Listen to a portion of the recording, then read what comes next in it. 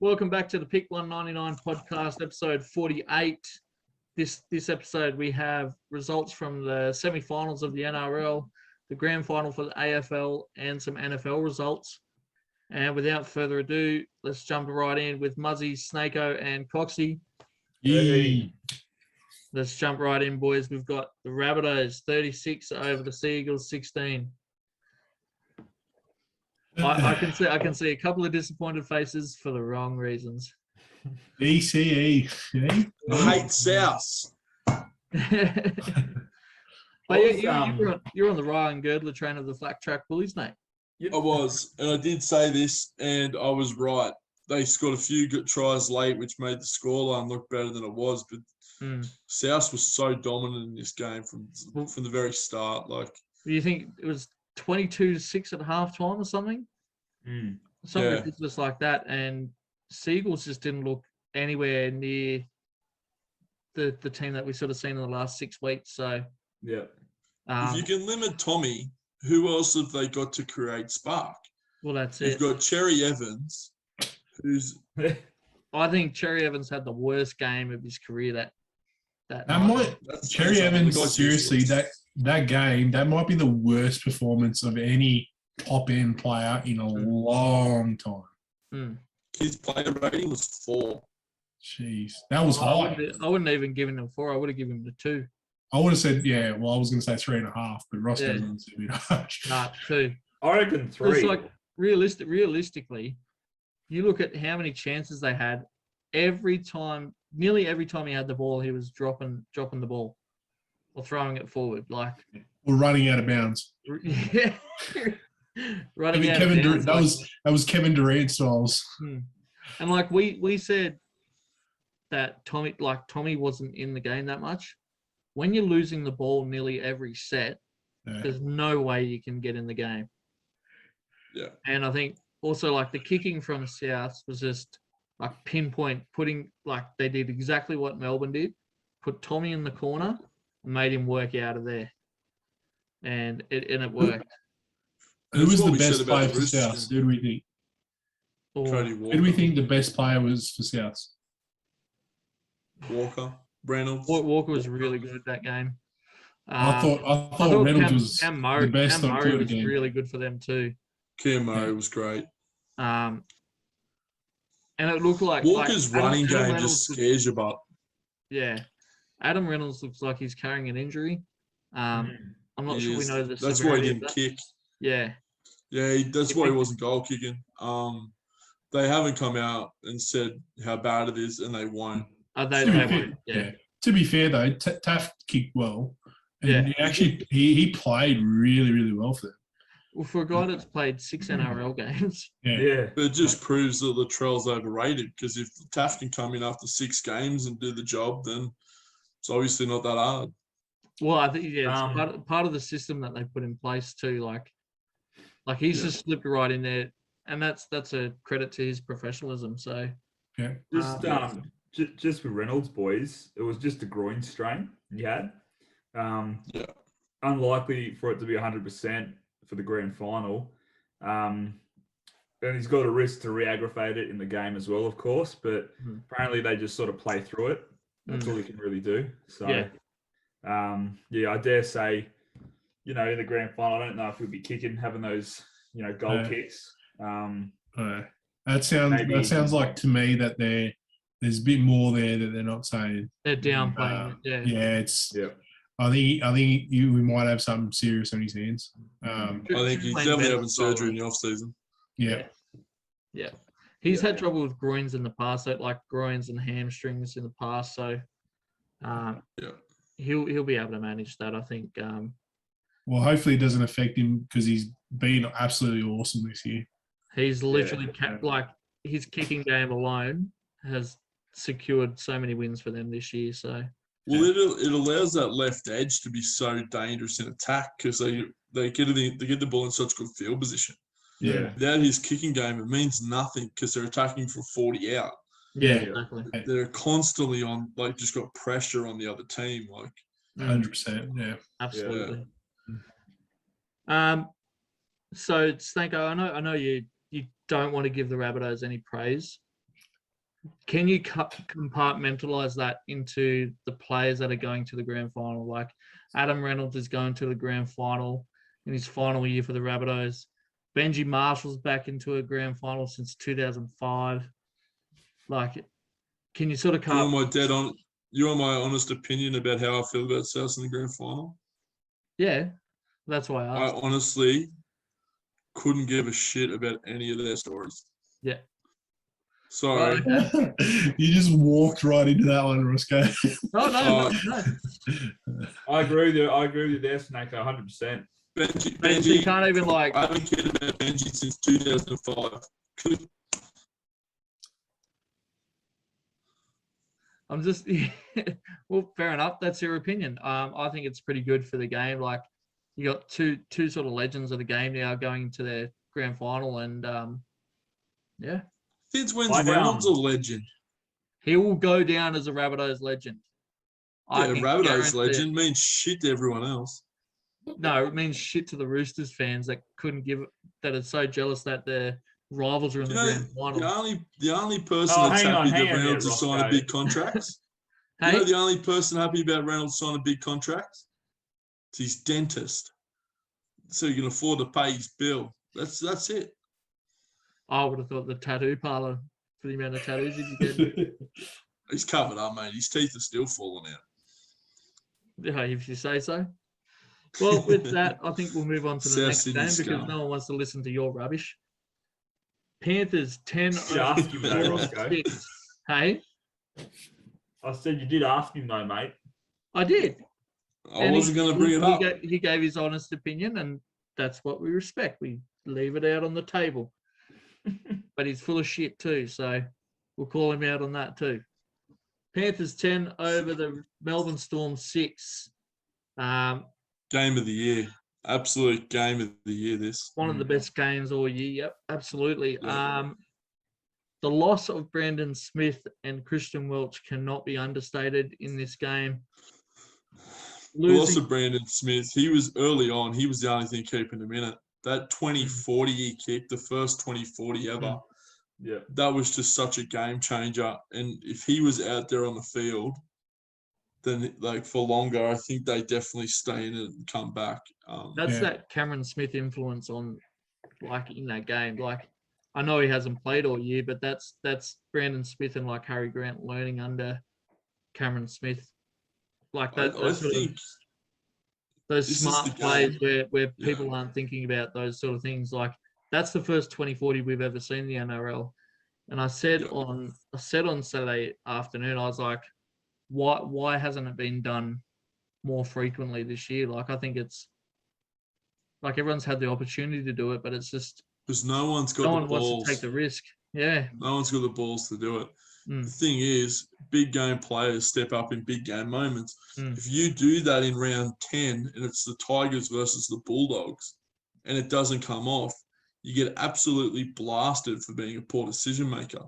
But he pulls it off in the biggest game of the year and all of a sudden he's just the greatest player on the field. So it's all about moments and it's all about execution. But before this point, like they were under that much pressure at that time. It was the only play they had to get them out of it. Well, it flipped the momentum on its head too when we think about it. Like that kick them got them out of trouble and it got them a fresh set right on like the 40-meter line. Yeah. So no, that was a big turning the defensive point pressure. Yeah, it's crazy. Defensive Penrith, but like Dylan Edwards could have just picked that up though if he had a known. Yeah, but the thing is, like, it's happened. It's never happened before. Yeah, that's the thing. I don't think he realised, like, because it hadn't been done all year. Yeah, no way. Thinking, we're just going to get touched here and we'll go from there. Yeah, it's an easy out for us. So, I think a lot of people were doubting Penrith after that big sort of physical game they had with Parramatta the week before. And then I think for them to come out the way they did, despite having such a big week and Storm, they were sort of rested. I think it really came down to Penrith wanted it more than Storm did. Yeah. Well, the way that the Panthers defended that whole game Like to limit the Storm to 6 points, like that's an amazing achievement. Storm did hurt themselves a lot though in terms of their possession. Like I think they were sitting on 58% completion rate at halftime and ended up only being just over 60. So you can never win a game when you drop the ball that often. Yeah, absolutely. Yeah, that was purely fatigue as well, but like, but it did seem like very sloppy for like very uncharacteristic for the Storm, even when they are tired, to be that sloppy in terms of just dropping the ball. Like you said, Slater, they were pretty fatigued. And last week we talked about them having the week off might not be the best team, but best thing, and we said that for both teams, like for in terms of South. the South. But it just seemed like it did play a bit of a role. But I think you can't really take much away from the Panthers. They came there to win, and they just were able to grind it out, which we always thought, especially with Storm being able to grind it out like they did last year, that they would be the ones up in a close game. But Penrith really switched and turned the tables on them, I think, in this game. I think early on in the season, we seen Melbourne really struggle to execute late, and they were sort of struggling right at the end of games to close them out. Then they sort of clicked. They went on to win that 19 straight, and all of a sudden, we're like, they're humming. Like, they've got it figured out. They don't need Cameron Smith. On the weekends, the first real example of a game where you're like, that's why Cameron Smith's so good, because that's when he wins you the game. He doesn't win you the game against the Titans in round 18. He wins you the prelim. Like, exactly. So that's where they're going to miss him. But next year, I'll put money on them now to make the grand final next year, because they're going to be good and they're going to be red hot. So they don't fail 2 years in a row. I think the other thing too is, like, I talked about it last week when I said Panthers needed to get those 1% things right, and I think they did that pretty much on point this week. They got them right this week. Storm. Yeah, they got those little 1% things right, and it was the things that killed the Storm too, was those little 1% things of holding on to the ball and like just running through that set. But sorry, Roscoe, you go. No, you go. No, I was just going to say, after the game, what are our thoughts about the NRL releasing about the Cleary kick, that he did in fact bring it out forward and it was a missed call? Should they have addressed that? Like, I felt like it wasn't I think it was the second try. It was the Toto try. The Toto try, yeah. And when he'd taken the kick, it was like right on the sideline, and he'd taken it in sort of it was about 10 meters. Yeah. Oh, right. Yeah. And so, like, it was like you could see the sizable difference when they compared the photos. But I just thought it was weird, like, for the NRL to come out and say, oh, yeah, we missed that one, sort of thing. They're like sort of taking the blame. Like, it sort of felt like that they were taking the blame so that the Storm would then have something to blame. But I don't think it affected the game that much. And, like, we've seen real big inconsistencies with where the ball's being placed and stuff, and it's never been addressed before. They do it all the time. Yeah. Well, even if you think about that, Storm have nothing else to say apart from they were very lucky to not have Cameron Munster sent off too. Yeah. So we saw that hit on Jerome Luai that smacked him in the back of the head. Yeah. With the forearm, or with the upper arm in the back of the head, which again, 10 weeks ago would have been sent off, and in a moment, in a moment that is so sort of pivotal, these refs are just going, "No, we didn't see anything," sort of thing. Yeah, like being too scared to make the call that it's contact with the head. Yeah. What do you think would have happened, boys? And the commentator said it in the game. I just want to get your thoughts, though. What do you think would happen if he was going over for a try? And that happens. Penalty try. Well, it's either a penalty try or he's getting 10 in the bin. Yeah. And that's what it should be the whole game. I don't care if you're making contact with the head, like they said in Magic Round. Yep. It was at least an incidental incident. Like, it was incidental contact with the head, so it's at least a penalty. Yeah. Like, I know Jerome was falling back into that, but it's still contact with the head, which we've seen up until this point has been a penalised discretion. Yeah. So I want to move away from just the penalty, if that should have been a penalty. How long until we start to understand that Cameron Munster's got a bit of a grub in him? I think There's we've been a known number it. of incidents, especially Mate, I knew this that. year. I knew that when it was Storm played the Roosters one. Yeah, It was the 100%. grand final. He's been done 3 times this year. He's been caught kicking people. He's done multiple high shots. He's got off all of them. So, Was he the new Cameron Smith, you reckon? well, I think they see him as the poster boy. They can't upset Queensland, and they can't upset Melbourne. All right, They've done it with Slater and Smith forever. So I'm pretty sure one of the Penrith boys gave him a smack on the ass. That would have sorted him out. yeah, Fisher Harris. I tell you what, he's one of the only people you're not turning around having to go at Fisher Harris. Holy shit. That bloke's terrifying. You'd apologise to him if he slapped you on the ass. Sorry, sir. Do it harder if you'd like. No, very good. And it was a good win in the end for the Panthers. I don't know if you boys saw today. The Panthers boys playing up a bit of the injury concerns with Brian Toto being wheeled around in a wheelchair. Yeah. Leg all dolled up. Oh, man, it's just good to see them sort of having that carefree attitude again. I bet you Jem Nash wishes he was a little bit more one-eyed last week. I can tell you now, he was shitting it in the middle of that game. he was fuming at that non-penalty. So he was just happy that they got the win. And with that pretty much wraps up the NRL. We've got a few awards coming out of the Dally M at the minute. Do you want to go over them? Yeah, I knew Slater would want to bring him up because there's a reason why I want to go over it. Yeah. Because so far, we're doing this Monday night. Daliums are on right now. So there's been 4 awards coming out so far. The Roosters have won 3 of them. So the Dalian Proven Summons Medal has gone to Josh Morris for the images of him and his brother in the sheds in Newcastle after Brett was injured. Great moment. I don't know how to pronounce this last name. I think it's for Peter Flaningas, which is the headline moment. It's like the journalism award. For Melbourne and their 19 straight wins, equaling the record set by the Roosters in 75. Rookie of the year, Coxie, Sammy Buddy Walker, mate. Get amongst it. Mate, I don't think there was any sort of...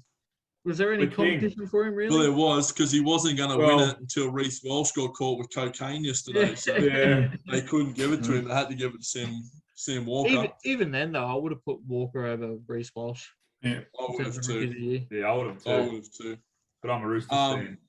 And let's face it, the only award of the night that really matters is the Captain of the Year, and that's gone to Teddy. So I thought you were about to say Coach of the Year, mate.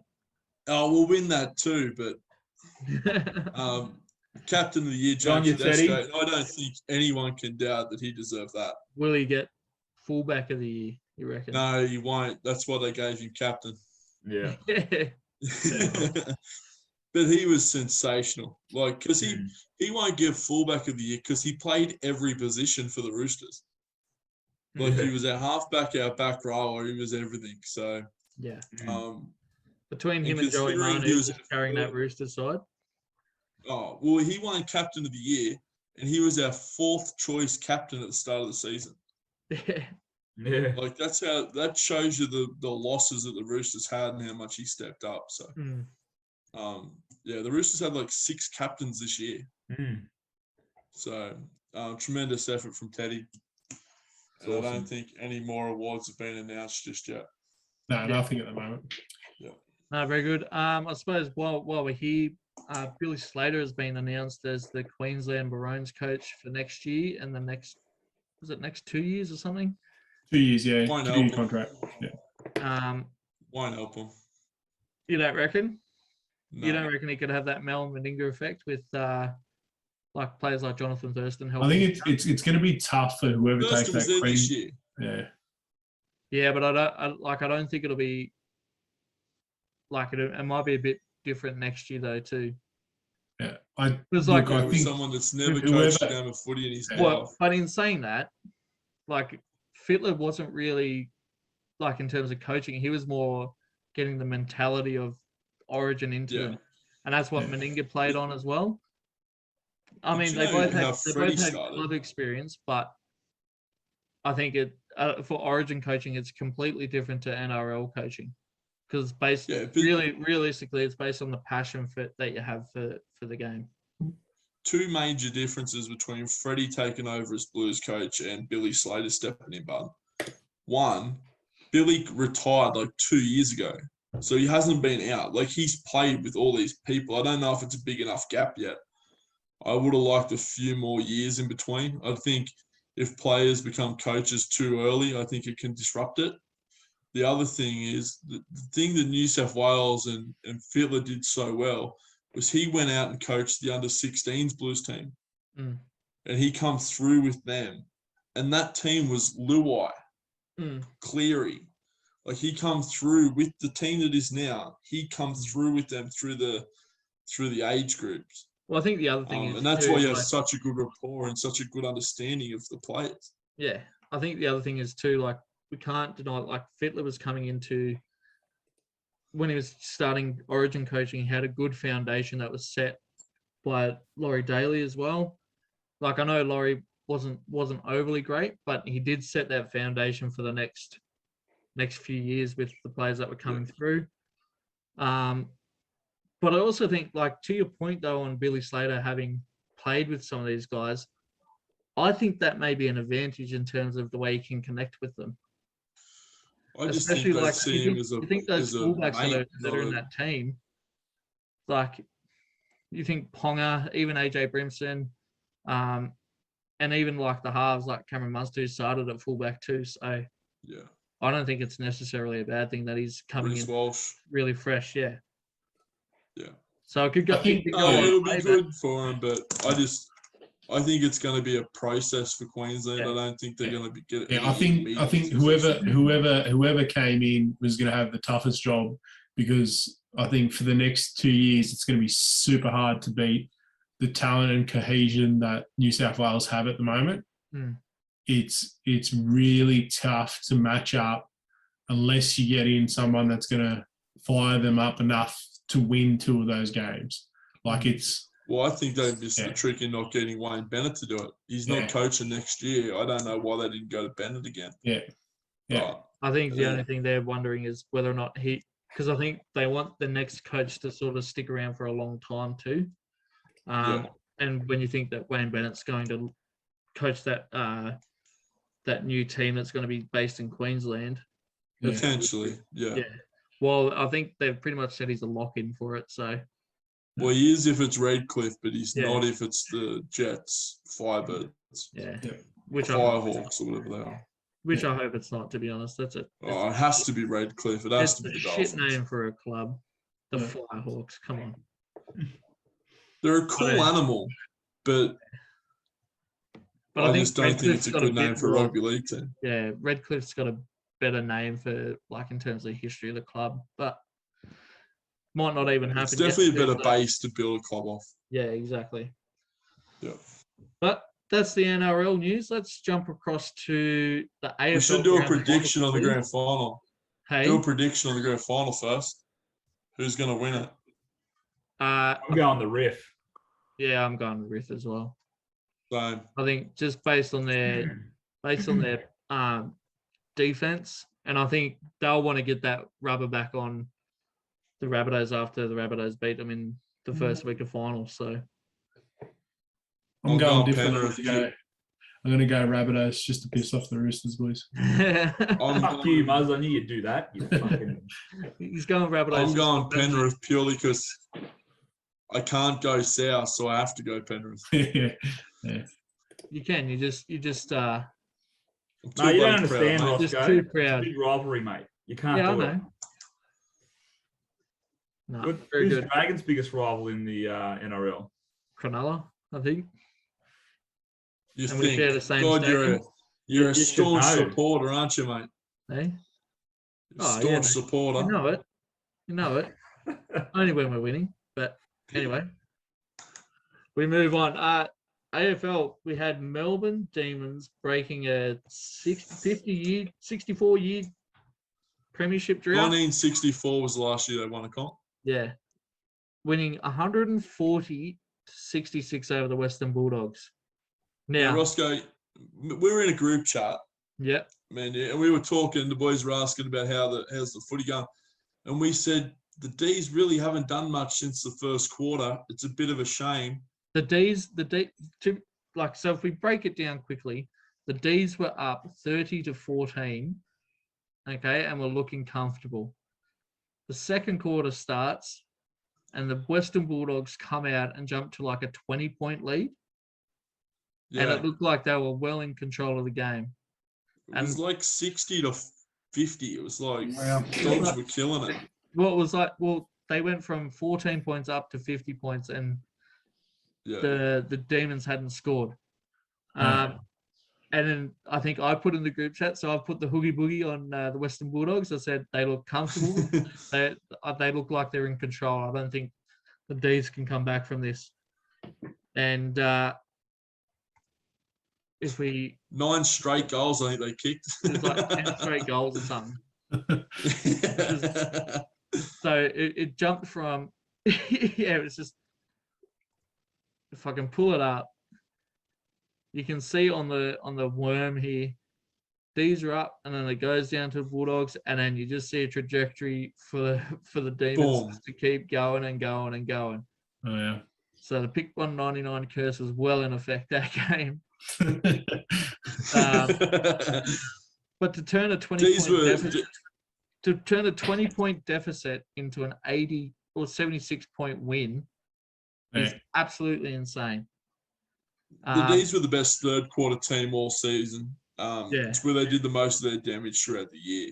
It's how they won a premiership. But God, I don't know if anyone's seen that coming, because that was just one of the biggest onslaughts you've ever seen in football.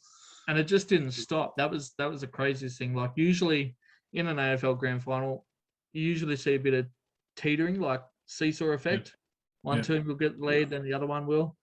But then this turn of momentum in the third and fourth quarter was just insane.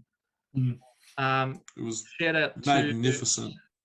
Shout out to Petrarca of Melbourne. He won man of the match. He also, I'm fairly sure he tied the most amount of disposals in a grand final game too. They robbed him. The 29 disposals. If he hadn't got the 30, it would have been the first player to have 30 disposals in a final. They ripped him off because they didn't want him to be the first one to do 30. I'm fairly sure he got over 30. Yeah, well, I've seen 29. It was like 38 or 39 that he got. So yeah, I think they ripped him off in the official stats. We'll have a look. The ones I seen, they had him at 29. Well, he definitely equaled the record for most of the disposals in an AFL final. So, of course, the internet decides to not work at the time. The amazing thing about his story is, but the year he went to Melbourne, they won like 2 games. They got beat by 100 points there, like 3 or 4 times. Yeah, and like, he's been one of those players that have stuck with them throughout the whole entire development, and that club really coming through and now being a powerhouse. So it's those kind of players that have been there the entire time. They're the really good stories. No, it is good to see the Demons back on top. As you said, it's been that long, and it's been quite a while. I think since they actually played in a playoff series. How many was it? 39. 39. Sorry, he was the first player to get 40. Sorry. Yeah. So I reckon they ripped him off the all-time record for a finals disposal. Yeah. So that like usually 40 disposals is like, you could say like 20 assists in a basketball game. Yeah. Like it's nuts. An insane amount of disposals, but well done to the Demons. And can I tell you my favourite thing about the Demons winning? What? Is the now St Kilda are the team that's had the longest drought between winning and playing. I had a fear. I thought he was going to say something along those lines. So there was a jab. There was a jab coming. There was a jab coming. There was always a jab coming. Sit on both sides and fucking swivel. Nah, very good. Well done to the Demons and St Kilda to win the flag next year. Heard it here first. You've got a pretty good pick this year, don't you, Roscoe? If it's not top 4, I'd be kicking someone. Mate, round 4 this year, you told us you're a chance. No, you don't. Don't you have No, like the most? You've got like the most unlucky record in terms of not getting a top pick. Oh man, can't even get me started. We're turning into the You're Chicago. like the kings we're turning of into the the AFL. Chicago Bulls of the AFL. Can't tank properly. Nah, very good. Well, in saying that, let's move across to the NFL game week 3. Yeah. Sounds right. So we'll just rush through these pretty quickly. Talk about the big games that happened. The big game's in the morning, mate. Yeah. Fly, Eagles, fly. Is it though? It is in terms of our conference, yes. Yeah. Got a feeling we're going to finish 1-2, so. So we had the Packers scraping out a win against the 49ers 30-28. I think it came down to like the last 30 seconds too. Yeah. And Rodgers just last drives the 40, ball down cracker of the field game. to get Gave enough time for big Aaron Rodgers to, get on there and do his thing and got him in. I don't even know. Was it really field goal range, Muzz? Like it was sort of just at the end of field goal range, and it was right on the edge, I think. And that was a big field goal. It was 51 yards is a big kick. Yeah. Yeah. And it was, look, I think it was a good bounce back for the Packers too. 49ers looked really good. Yeah. Packers needed this though. Like we talked about, like Aaron Rodgers looking disinterested. Sort of the first 2 weeks, he looked a lot sharper this week, and I think he will carry on from this, and hopefully they have another run like they did last year, and we just jinx them, and then they make to any of the finals like the Chiefs. But yeah, sure. This win doesn't convince me on either. I'm a doubter of the 49ers, and I'm a doubter of Green Bay still. 49ers looked good. Yeah, they I don't know. There's something about them. I just don't know about them. It's because it's the 49ers. That's why. Because you're just waiting for them to just explode. To implode. Well, I don't think if you want to be a half decent team this year, Philly can't get anywhere near you, and we did. So that's what probably makes me skeptical. No, very good. Well, let's move along. Jem will be very happy with this result. Rams 34. We got Jem on a week too early. Yeah. We peaked too early, boys. We thought the Bucks would have him and he'd be depressed next week. Yeah. Instead, the Rams get the win 34-24. I mean, can't wait to read his article on this. Yeah. With that, I bet you he'll do a separate one just on this game. I reckon that scroll bar will be pretty slim. Yeah. No. This is Tampa Bay's first loss since week 12 in 2020 as well. So that's an impressive result in of itself. Yeah. That's crazy.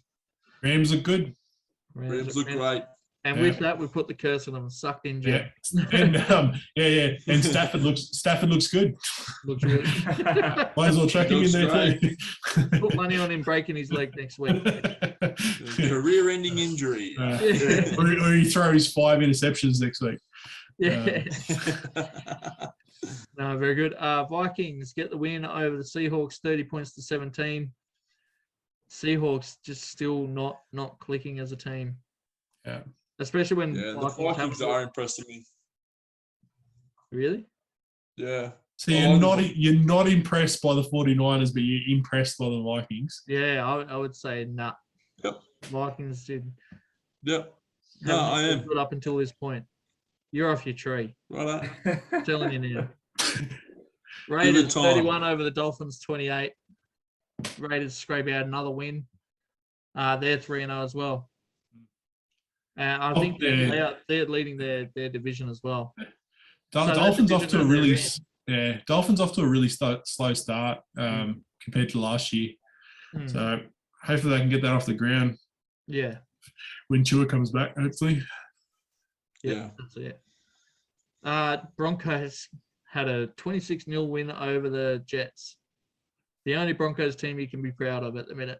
I'll tell you what, Jets are in the running, and I think they've probably already got the record for the most last place finishes. I think maybe of any team ever. I think they're going to be close. Like how many they took top over 5 didn't they picks take do you need? over Detroit's loss record? Yeah, they did that last week, I think. Yeah. So that's 18 losses in a row or something. Between the longest active streak. Between the Jets and the Giants, boys, I don't think New York's got much to going for it in terms of the NFL. That's why they're worried about the Nets and the Knicks, mate. Stephen A. Smith, it's bad when the Knicks and the Mets are the best 2 sporting teams in New York. You're in a real shit spot.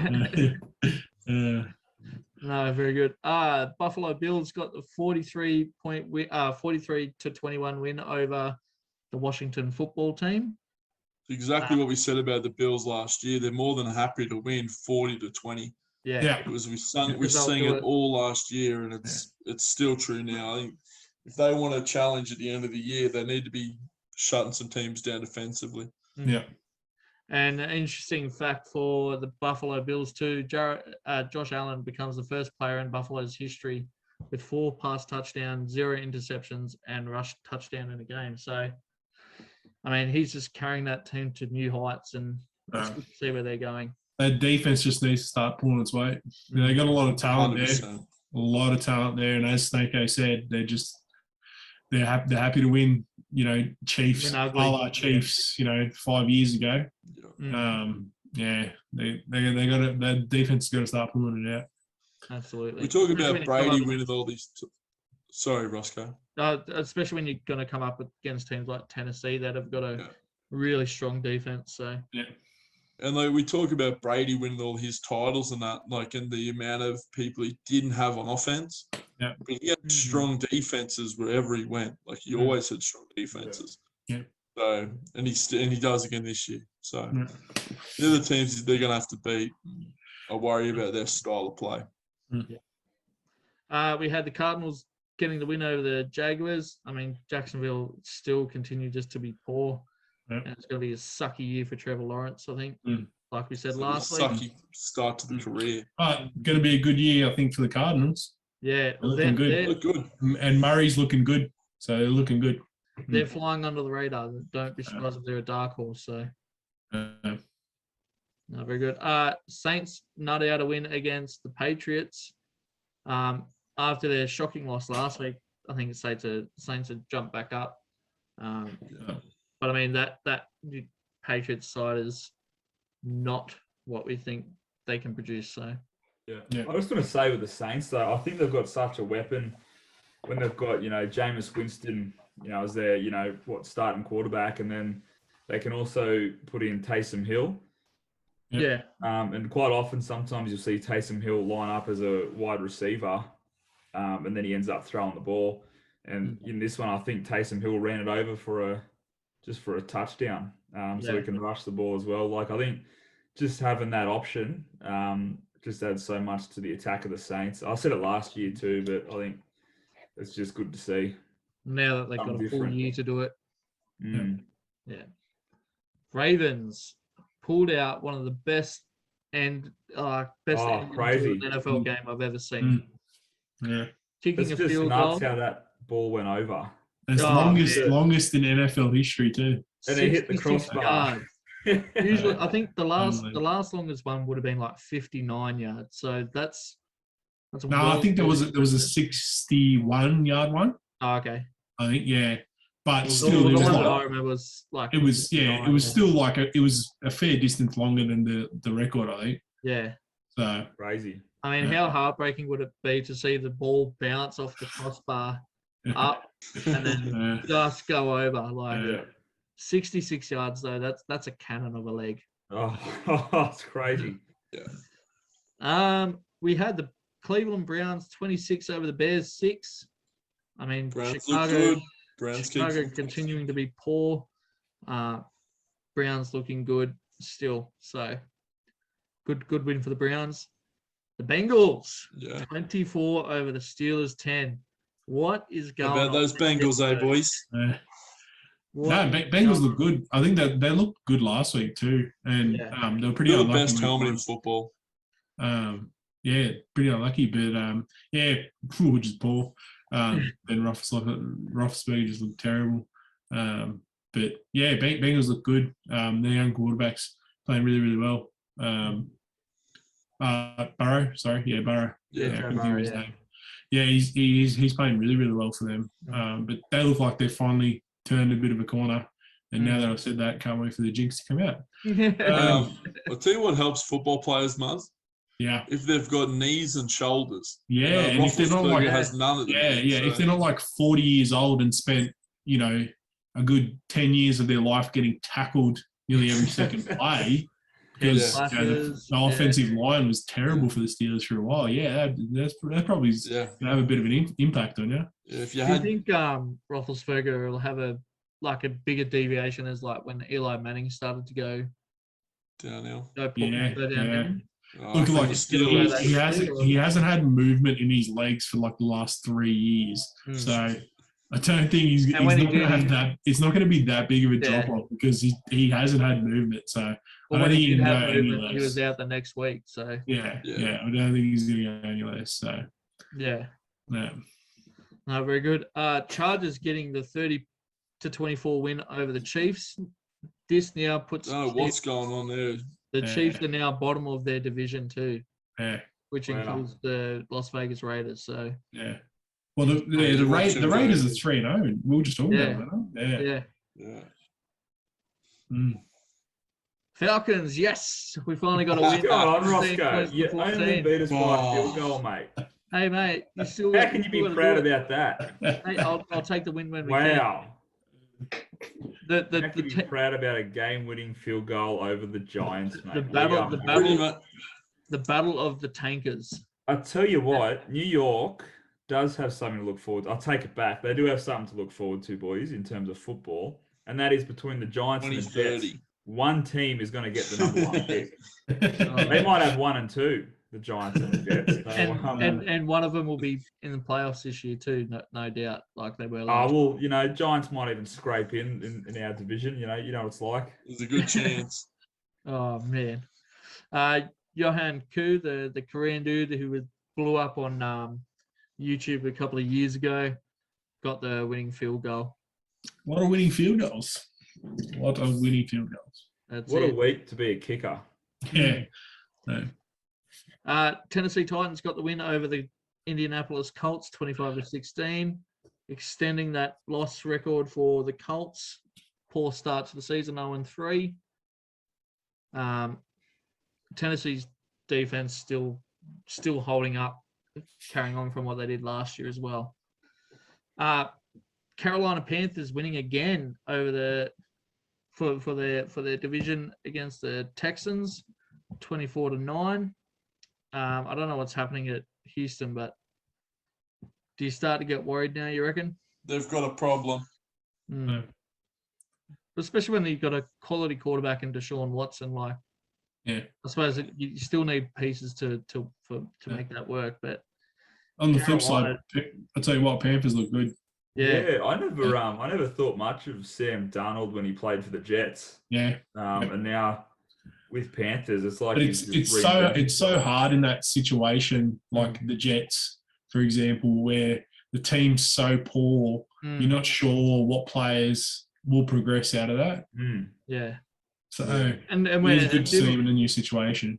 Like Sam Darnold was easily their best player for the time that he was there. So it's just good to see him being able to guide a team with pieces around him too to do well. So good win for the Panthers. And that's the end of Eagles and Cowboys. Is this the big game? The biggest rivalry in NFL? That's why it's Tuesday night football. This one. One of the 7 that the Eagles have with everyone in the NFL. Yeah, well, everyone hates us, mate, so it's fine. Yeah, well, that's why it's Monday night football in the NFL. Yeah, it is a really big rivalry. They do hate each other. And it'll be interesting. I don't like our chances, but I never back against my team. So we'll go Philly by 20. 20. They put money on them. Yeah, to big lose by score. We're 20. going to blow them out. I reckon Oh, Dallas are that, going to that wraps up the NFL for I this week. think they might. Before we head off, couple more awards that just got announced. So Coach of the Year. Coach of the Year. Who said which people said which coach? I can't remember. I said Bellamy. Rigged. Who'd you say, Roscoe? It's rigged. I said Bellamy, man. Don't worry about it. You said Bellamy. Did Snaker? You got it written down, don't you? It's rigged. Do you have it written down, Snaker? Or you wrote it down last week, didn't you? You said you were gonna follow up on who said what. Yeah. He's forgotten. Oh, I don't know where it's gone. He's lost a piece of paper like he lost the hot sauce that night. Oh, here it is. You got it? Yep. Oh, he's looking for it. I take a lot of notes. Roscoe, you said Wayne Bennett, didn't you? No, I said Craig Bellamy, man. Sure, because I said Craig Bellamy. No, we both. Because they were Coach of the both Year, Robbo. Corey said Bellamy. Muzz said Bellamy. Me and Dave both went with Robbo. Yeah. So Bellamy won it. So Roscoe and I up there. We got announcement of team of the year too. Corey said, have we? Yep. I'll read it out if you like. So so we got Tommy Turbo, obviously at fullback, Ruben Garrick on the wing, Justin Olam, Matt Burton, Brian Toto, Cody Walker, Nathan Cleary, Isaiah. What's that? How did Matt Burton beat Joseph Manu for Centre of the Year? Yeah. For the centre. No idea. That is a joke. Because he played more games in the finals, mate. Shut up, Roscoe. No one thinks you're funny, mate. You're a fucking absolute joker. That's a joke. Kickout, Papali, Fisher Harris, Brandon Smith, and Payne Haas. I agree with everyone but Burton. Just to recap our player of the year, Corey went Cody Walker. I've gone Turbo. Muzz went Turbo. Coxie went Teddy. So we'll see what happens. But realistically, I only went Walker to be different. Well, I went Teddy, mate. You say that now, so when you lose, you go. I said it in the different pod Here last come week. the excuses. Up your ass. He's got excuses already. He hasn't even lost yet. And with that, that's the end of sit on episode a 48. fence. Thanks for listening. We'll catch up with you next time. All right. Thanks, guys. Go to Penrith. Go to the Riff.